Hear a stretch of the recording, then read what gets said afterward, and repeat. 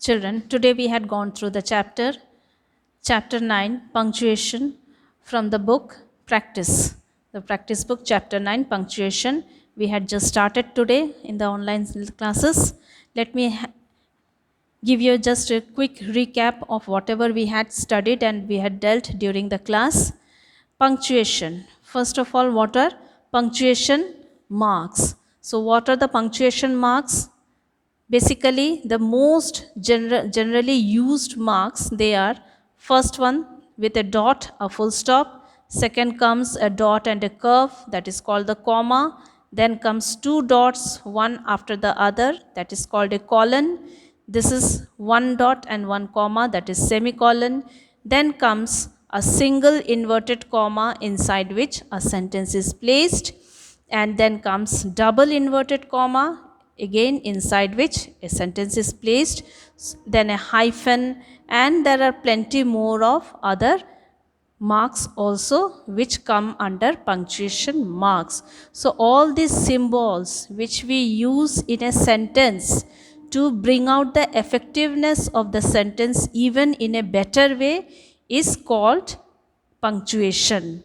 They are called punctuation marks, punctuation symbols, and in general they are called as punctuation. So, whenever you are asked in a question, punctuate the following passage. So, to punctuate means to give all these proper symbols wherever needed, not unnecessarily, but wherever needed. For example, this is capital. They have started with the capital letter. So, which are the places in a sentence where we use a capital letters always, as a rule, as a must? Before the proper nouns. Capital letter is always used before the proper nouns, like name of persons, name of places. For example, Mumbai.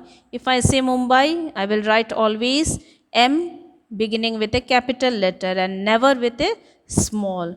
So, name of all the nouns are written in capital letters, and also the proper nouns like the proper name of a place, your name. For example, I have written the name, my name there, and so B is in capital beginning, and even my surname should also start with a capital letter.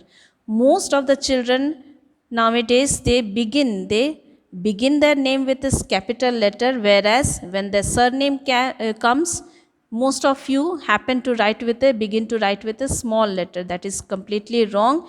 Both the name and your surname should begin with a capital letter.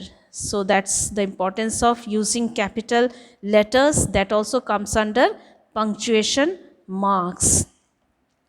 And I would like again to brief you up on this, how to write. Mostly this mistake is done by most of the children of our schools, so let me correct it in a general way here. Whenever you write the name of your school, DAV, and some of you even happen to write in the way D capital then becomes AV. This is completely wrong. So DAV, it should, all the letters should be in full capital letter. Then IPS, even if you are writing the short form, all the three should be in capital letter.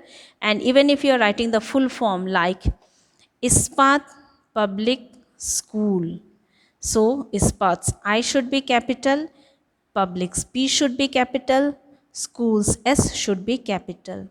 Most of the children, whatever I have noticed, whenever you write the writing section and mention your school's name, many of the children write in this way.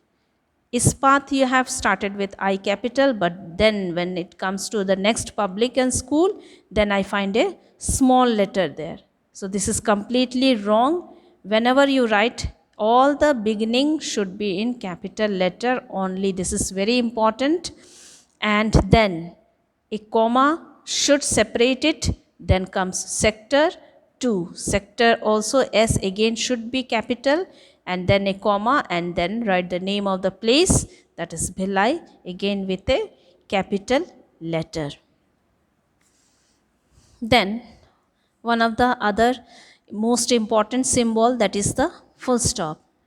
Let me tell you something about the full stop, children. Even in the class, I had told you how to signify the full stop, how to lay stress on a full stop whenever you are reading something. If you are delivering a speech or a small piece of matter on stage before a group of listeners, then how will you let them know that there is a full stop? So there should be a complete pause in your speaking part. Whenever you are speaking, there should be a pause in your speech which signifies that your sentence has ended there. So it should be very well obvious from the way you are speaking, from the pattern of your spoken words.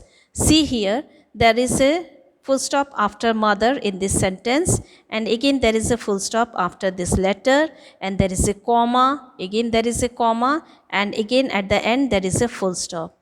So I'll be reading this one for you to let you know the importance of full stop. So even if you are not looking into these lines, you can very well judge from my reading where there is a full stop.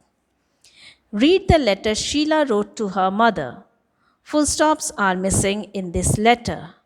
Insert full stops wherever needed and underline the letters that should have been capital. So whenever there happens to be a full stop, there will be an abrupt pause, a small gap, and whenever there are commas, a little pause. That should be very obvious in your speech, in your intonation, in the tone you are speaking.